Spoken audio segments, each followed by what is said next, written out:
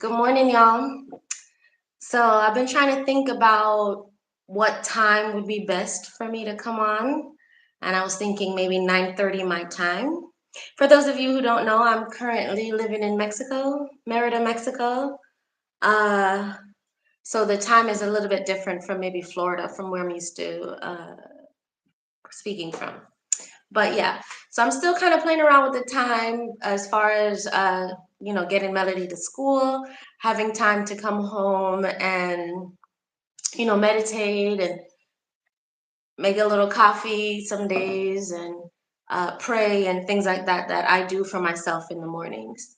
I wasn't on yesterday because yesterday was a Mexican holiday. So me and Melody just took the time to hang out with each other, go to the park, watch shows, scroll on social media, just basically veg out. We ordered in KFC and just sat at home and chilled all day. So I didn't necessarily come on. It was just one of those days. But like the message, excuse me, like the topic says, I'm coming to you from my living room, not my living room, my dining room, by the way. So I hope the sound quality is good and not too much echoing. I'll listen it again and see what it sounds like. But yeah, it's live, so we just holding a vibe, right? And I'm not speaking on this because I'm an expert. I am speaking on this because I am also going through another transformation phase in my life, another phase of transformation, another level on which I'm trying to ascend to. And I want to share with others who are, seeking to transform themselves into something different because we are eventually going to change 5, 10, 15, 20 years from now. We're going to become a version of ourselves that we weren't in the past. So I talk about this to motivate, to inspire, and to just share about my experiences. So anyway, let's jump on into it. I'm talking about manifestation today. Manifestation is one of my favorite topics because I believe that that's manifestation is something that we do constantly. Um, but let me jump into my notes. Like, okay, so I started out by defining what is manifestation. Manifestation is the idea that a person can actualize their desires by using the power of their subconscious mind. So, bringing our thoughts and emotions, it's a display of our emotions or feelings, or something that's theoretical or intangible into our reality, into our lived experience. And I use this example a lot with Melody just to teach her. And let me know how you guys like the last live when it was me and Melody. Love to hear some feedback on that. But some more feedback. Some people have already reached out. But that was fun. But I do this with Melody, manifestation with Melody when we are driving in our car. And for those of you who have driven with us and had to park, you would see our active manifestation happen. I will always thank Spirit, thank God, or Mother, Father, God, whoever you're acknowledging, and ask them for a first spot. A spot right up in the front, and usually it's the very first spot. And I do that with expectation. I go there looking for where my spot at, God. Where is it? Thank you for my spot. And oftentimes it's there. And this is just a little thing, but I do it consistently to show Melody that we are actively manifesting. Remember that we are always manifesting, no matter if we're manifesting something good, bad, indifferent, unconsciously. Sometimes we're manifesting things unconsciously because we're not having control over our thoughts and our minds. So our emotions and thoughts are running free. So what we're going to manifest will be that of uh, chaos and uncontrolled, that feeling of not being in control of yourself. So remember that we are always manifesting. Our thoughts and our feelings bring into our reality the experience that we have into our reality. Let me say that again. I started by saying we are always manifesting. So our thoughts and our feelings, what we think about, what we feel, how we perceive, how we experience it affects how we experience what's going on inside of us. And it affects what's happening on the outside of us, how the rest of the world is reacting to us. So I wanted to jump in real quick because I struggled with this in the beginning. I struggled with it in the beginning, and I really feel that I live a life that I'm manifesting right now. Because as you guys know, I'm a single mom, and I have the blessing. I'm not a typical single mom. I'm a stay-at-home mom. I don't work full time. I have time freedom with my daughter. I pay all the bills. I am responsible for sustaining us day in and day out.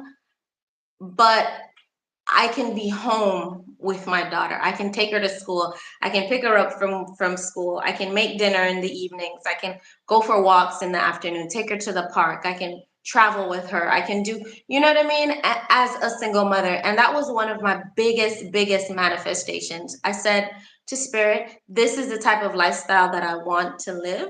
I want to be present for my daughter. I don't want to be so consumed with maintaining our lives and keeping us afloat where I can't enjoy and live in bliss on a daily basis.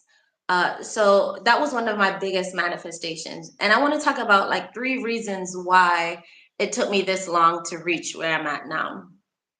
The 3 reasons are our frequency, our identity, and our relationship with time, right? So the first one is our frequency. And when I hear frequency, I automatically think about, some of you might not know this, but I automatically think about tuning a radio with that little dial. Even the ones that you press the button, like it goes up like each station, and you'll hear just static, static, static, static, static until you book up a station that is a music that you love. And sometimes you tuning the station and you maybe get a station that's a Spanish speaking station or a station that's not speaking your language, but you have to keep going tuning that radio till you reach a station that you align with, that you love, and that you can groove and jam to, right? So it's like that. It's carefully tuning that dial to the station that you want, and that's what frequency is. Frequency is energy, and energy is a life force that flows through all living things. It's what keeps us going and keeps us and maintains our life. It's the life force. And frequency is the rate at which the energy vibrates. So you know that your cells from a molecular level vibrate at a certain frequency to give us those feelings and emotions. And that's a little bit more scientific. And maybe if you guys would like, I'll jump into a little bit more of the scientific portion of it, because I do a lot of studying on that the scientific aspect of manifestation. And the 30 minutes that I'm talking to you guys now, I will just barely skim the surface, but it's just to prick your mind to kind of say, what else am I capable of? What else can I achieve? What else can I bring into my reality using my subconscious mind? But there's levels to it. There's a scientific level, there's an emotional. Some people have a religious and spiritual for me level to it. There is a physical level to it, as far as like your chemistry, your biology, how your energy and emotions affect the chemicals in your body, and how the chemicals in your body affect your mood, and how your mood affects your speech and your belief, and how your speech and your belief affect the experiences that you bring into your life. So it's really a cyclical um, way of thinking, and a way of experiencing life where it's all connected together. And if you guys want me to go into a deeper dive about that scientifically, I could. But as far as like I really want to stick to the reasons why manifestation isn't working. We're not aligned, where our frequency isn't aligned, you know? The rate at which the energy vibrates and the state of your being is off. It's not connecting to what you're trying to manifest. So the higher the energy, higher the vibe. You guys always hear me talk about vibes. I am always searching for a high vibration, a high vibe, right? You know, when you, with the higher your energy, the greater personal power you have, the more strength you feel. And you know, the Bible talks about God didn't give us a spirit of fear, but of love and power. We are given that. It's not something that the woo woos of the world or the higher echelon of the world have access to. This is free. This is given to us free. It's just for us to tap into that frequency. It's like all you can eat buffet. The energy is like an all you can eat buffet. You can absorb and take in all as much energy as you want, as you can hold. You know what I mean? It's out there for the taking. And you taking that energy and utilizing that energy doesn't take away from someone else's energy. Energy is abundant and here for all of us. It's our birthright to take it, utilize it, and form it into something that's beneficial to our lives. You know, and when you have high energy, the greater your personal power, the more clarity, the more peace, the more love, the more joy, the more bliss you will feel. And bliss is just ultimate happiness, ultimate um, joy, and ultimate satisfaction in your life. So higher vibration equals high bliss, equals bliss. Lower vibration is discomfort, pain, moodiness, uh, strife, anxiety, depression, fear. And we will experience those highs and low vibration, because even if you look on all energetic wavelengths, whether it's a light ray or a music vibration or a Wi-Fi vibration or something, microwave vibration, you'll see that there's hills and valleys to it. Hills and valleys, peaks and valleys. So we'll experience both of them, but the goal isn't always to just maintain a highest vibration possible, this and that, but develop a baseline where you start off at every day, knowing that I can reach this baseline, this minimum every day. And then you can maintain that baseline throughout your life, and then you'll have that moment of spike, like high energy, high vibration, when maybe you're having a good day, and then maybe you might fall below that baseline sometimes, because life isn't just a straight line. Like I feel good all the time and I'm in bliss all the time and 24 hours of bliss. 24 hours of bliss might be so draining for you energetically that you couldn't maintain that level of bliss all the time, 24 hours a day, 7 days a week. But you can definitely feel that spike of bliss, enjoy it in the moment, you know, give it the attention it deserves, and then come back down to your baseline, right?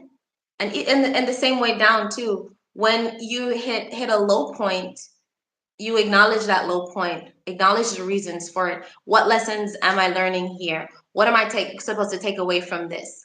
And get back to baseline.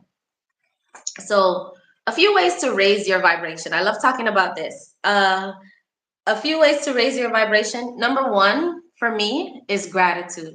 I wake up every single day with straight up gratitude. Thank you, Lord, that my heart is beating. Thank you, Lord, that I can find my glasses. That's what had to say that this morning because for some reason my glasses dropped behind my desk area this morning, and I was like, without my glasses, I can't function. I can't see nothing. I have a vision of like -8, -6. So I, I I was so grateful that I was able to find my glasses. I'm so grateful that I can kiss my daughter and feel or scratch a itch on my nose, or lay next to my daughter in the mornings to wake her up and have a slow morning. Um, I'm grateful for the food that I made for breakfast, even though it was just 3 boiled eggs, and some parfait and water and coffee. That's a big breakfast. Some people don't have half of that, you know?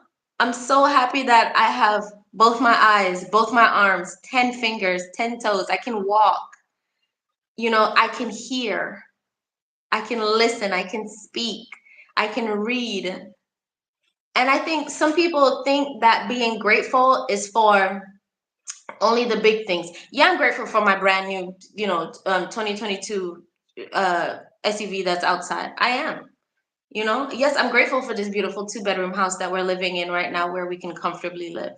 Yes, I'm grateful for those big things, the big trips and things like that. But the small things, I exercise gratitude for those small things daily. Daily. Because when you overlook the small things, you can't get to the big things. You know, I'm grateful that I have health and I have healthy skin. You know how much people have like issues with their skin, and they just feel itchy and uncomfortable in the skin that they're in. Can you just imagine that one thing? Thank you and be grateful for the ability to move your arms. Imagine someone who's a paraplegic and who's uh um uh crippled or paralyzed from the neck down. Imagine if they have an itch on their nose. They can't pick up their finger and say, "Oh, let me scratch my nose," or they can't pick a booger out of their nose. Imagine the satisfaction of picking. Somebody will relish the satisfaction of picking a booger. And I know that sounds very trivial, but put it into perspective in your life. You can pick your boogers. You can scratch your you can pick your nose. Guys, come on, there is something always, always, always to be grateful for. And when you start giving gratitude, it immediately raises your vibration. Immediately. And there's no cost to that. That's free. Having gratitude is free. Thank you that I have a good beating heart. Thank you that I got fingernails. I can scratch, I can itch. Thank you for running water. I can take a shower. It's so many things to be grateful for. We just have to seek them out and just name and claim them. Right? So moving right along. I know I'm spending a little bit of time on gratitude, but it's so important. Gratitude is my number one way of raising your vibration. Um, Showing and expressing love, generosity, and forgiveness. Forgiveness is a hard one for me because some people have offended me, and I'm still working on that because my heart is at capacity sometimes, and there's no space for forgiveness sometimes. But I know that harboring that feeling of unforgiveness is detrimental, not to the person, but to myself. And, I work on that daily and forgive who I can forgive at that moment and save the rest for a later time. And do what you can in that moment. Forgiveness, love, joy, breath work, meditation, journaling helps me a lot too. I journal a lot, and that helps me to raise my vibration, because what journaling does, it helps me bring out my unconscious feelings that I'm having, that I wasn't even aware that I was having until I wrote it down. And then it gives me an opportunity to address those feelings. So journaling is another way. Playing music, y'all know me. High vibe music, reggae music, dance hall music. I love gospel music, all kind of music that raises my vibration. Music operates at a frequency, a really high frequency. And do you do a little bit of research on that? What vibration or frequency does music operate at? And you can pick and choose. Classical music is one of the highest vibrational musics that's out there right now. And I love classical music. Um, but check out music. Singing, dancing, moving your body, and having positive thoughts are all ways to raise your vibration. Actively doing these things costs nothing. Nothing, nothing, nothing, nothing, nothing, nothing. If you have YouTube and you're watching me on YouTube, you can put on some high vibration music right now. You can dance around in your living room, even if it's just like moving your body in your seat. Put a smile on your face. Force a laugh. It it does something to you even when you're forcing the laugh, and it'll transform some, it'll shake up some of the cells in your body and shake those vibrations, and the cells in your body will listen to the vibration that you give it and respond in the same manner. So remember that your thoughts, feelings, and actions affect you to the cellular level. And the cellular level will respond to those thoughts, feelings that you give it, those instructions that you give it. It has to respond. It's under your subjection. So give it high vibrations to work with. Shake them up, you know? All right. So the second thing um, that the second reason why manifestation isn't working is our identity, how we view ourselves, how we show up in the world. And, this is an opportunity to self proclaim who you are, who you going to be. Focus on your distinguishing characteristics. What makes you you? What makes you unique? Um, I use the example of smoking. I know I talk about that a lot because it's a trait or characteristics that I struggle with, and I had to start switching my identity around smoking. And I used to say, "Yeah, I'm a smoker. I'm trying to quit, but I'm a smoker." And every time I said I'm a smoker, I was reaffirming the fact that I smoked. And now I don't even say that I'm trying to quit. I just say I'm a non-smoker. I'm a non-smoker. That's the identity that I'm taking on. I'm a non, even if I slip up, which I haven't. It's been 13 or 14 days. I got to check the calendar. Um, Even if I slip up and have a cigarette or whatever, I'm still a non-smoker. I'm gonna maintain that self-proclaimed identity. And when you're choosing your identity, it could be self-proclaimed. No one else has to agree with who you determine your identity is. No one else gets to determine who you choose to identify as. And people are struggling with this because they don't want people to identify as women, or men to identify as women, or identify as dogs, or whatever they want to do. But it's a personal decision. That decision is not outside of anybody else but self. Self is responsible for that self-proclaimed identity. Society does play a role because we do have societal characteristics and societal traits that we fall into, you know like like other qualities and traits, and um like political affiliation that could be a part of your identity, and that's a societal construct. An Ivy League educated person, that's a part of a societal construct.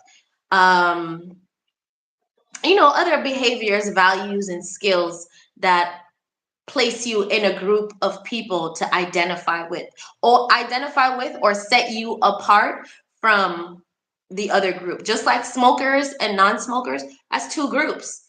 Smokers on this side, non-smokers on this side. It's two different groups. You can't be, well, can be in between. But if you want to choose your identity, you can be any of the polar opposites.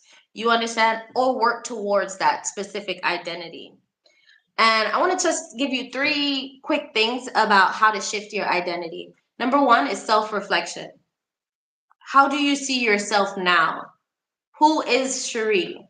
I see myself as a mother, a spiritual learner, a master manifester. I see myself as kind, as loving, as giving, as rich. I see myself as a animal lover. I see myself as a non-smoker. I see myself as physically fit. I see myself as um, someone who is bringing knowledge to the world, and that's what I want my occupation to be. Someone who speaks on transforming yourself and self-love and spiritual growth. I see myself as my hobbies, walking, talking, shopping. I see myself as the passions that I have, which are um, you know, uh, some of my passions are music and art and communication and connecting with people and spiritually building myself and others. And that's how kind of, I mean, that's just quickly off the top of my head. I'm sure if I dig deep and look back on some of the, and I'll share that maybe another time, but uh, dig deep on who I am as a person, how I identify myself. It has nothing to do. It's all a self-reflection. Look inside you. What you resonate with, the things that you resonate with, behaviors, your values, your skills, your passions. What are some of those things? And that will kind of help you to develop an identity for yourself if you're still searching. In my 20s, I searched for identity a lot. I searched for identity a lot. I went to school abroad. I went to parties. I traveled. I went to church, sang on the praise team. I went to Bible study. You know, I went to the trap house.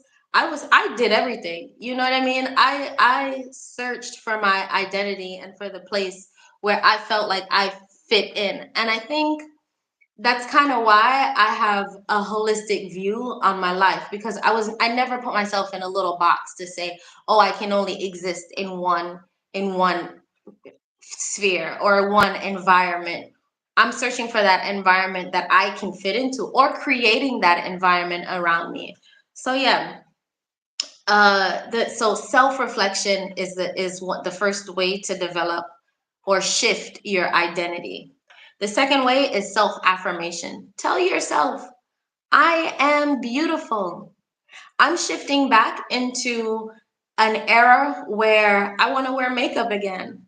And I think I told said it on the live, or maybe on the Facebook page. I mean, Facebook page and on the vlog, that I used to do makeup every single day. I used to do makeup as a profession with Mac and Estee Lauder. And I used to wear makeup every day. Your girl was stunning every day. And y'all, I want to get back to that. So what did I do? I don't have a lot of like holy heap of money to, let me not say that. I have enough money to go get a full face of foundation, but like that's not full face of makeup, but that's not my priority right now. I'm kind of easing into it. Right now, I went out and got some red lipstick. Prepare to be sick of this lipstick, because I'm gonna wear this lipstick every day, because for some reason when I put on this lipstick, talk to me nice. You understand? Talk to me nice, because it does something to me to bring me back to that person who I wanted to, who I identify with, who is a beauty expert, who is a makeup artist, who is creative and expresses myself on my face. You understand? Who presents boom, slayed, beat face. It's not today because I'm not wearing anything else but lipstick, but it's just to jump on the live. But I'm not gonna go without lipstick from now on. you know? And I'm slowly taking my time to do things to get me back to that space, you know? Get my eyebrows done, get my nails done, learn new makeup techniques, you know, do videos on makeup, watch videos on makeup, and things like that, just to get me back into the groove of things. And the last thing is build relationships that help you affirm the identity that you have chosen. So, for the same example for smokers, I'm identifying as a non-smoker. I can't go hang out with my friends who are smoking every day. I can't. It's hard. It's gonna be hard because they're affirming the other type of lifestyle that I'm trying to avoid. Another thing is that I'm trying to get into tennis. I gotta go and hang out at the tennis clubs. I gotta affiliate myself with other tennis players. And that's how you reaffirm and develop relationships that reaffirm your identity. If you're trying to get out of the trap and stop smoking and doing drugs, stop hanging out at the trap house. Stay home. Go to other places. Go to church. Go to brunch. Go walk at the park. Take on a sport. Do something else that reaffirms your identity in the area that you want to go. All right? So those are the three ways to kind of shift your identity that I just scribbled down real quick. Self-reflection, self-affirmation, affirm every day who you are, and how you do that is by building relationships that help you affirm that identity. And the last thing, I know I've been talking a while. Oh, it's 31 minutes. Okay, quickly. The relationship with time is the third reason why manifestation isn't working with you. Time is our greatest asset when it comes on to manifestation. Time. And I know we normally view time as like a social construct, second, minutes, hours, days, months, years, decades, like that. We view time as linear. But time is not linear because happens simultaneously, it happens multi-dimensionally, and time is malleable. Time is flexible and ebbs and flows with the experience or how you're using that time. For example, I'm on this live for 32 minutes and I felt like I just started talking.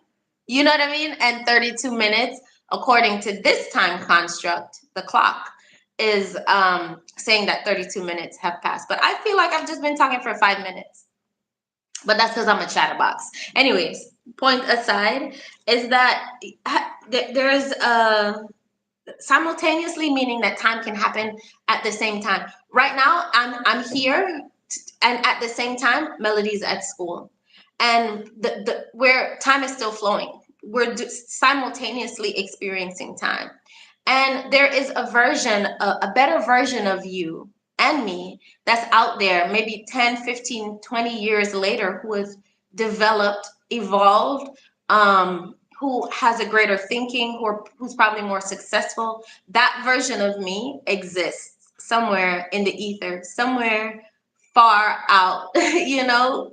Maybe I haven't experienced her yet, but we have the opportunity to tap into that version of ourselves and experience them right now. That's what I meant by time is simultaneous and multidimensional and malleable. We can control how we experience time. Have you ever been like doing work, and like when I was in law school, time drug by, like it dragged on by. It moved so slow. And you know, I had to tap into that time construct. Hey, Chatty.